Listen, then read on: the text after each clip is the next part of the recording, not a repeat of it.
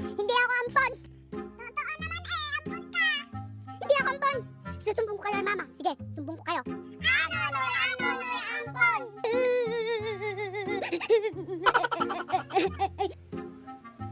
Bakit ka umiiyak? Tumigil ka nga, bakit ka umiiyak? Sabi kasi nila ampun daw ako. Totoo ba ba? Ampun lang ba ako? Nunoy, hindi ka ampun. Adapted ka lang.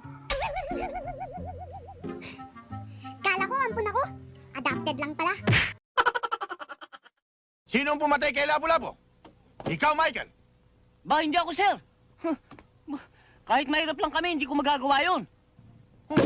Anong kalokohan pinagsasabi mo? Ang tinatanong ko sa'yo, sinong pumatay kay Labo-Labo? Hindi nga ako, sir, eh.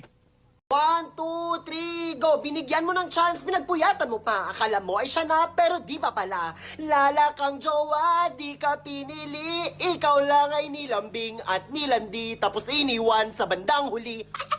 Okay mga private, gagawa tayo ng 500 push-ups sa may clear, ha? Yes, Kuya! Oy, private bayot, is that a way of speaking to your officer? Say it correctly. Oh, 1, 2, 3, let's go! Sir, yes, Daddy! Pusang gala! Isa pa, papaluhurin kita. Punta ka na sa front lines para sa bayan. Let's go! Para sa ba? Yes! Pusang galang bayot to. Oh,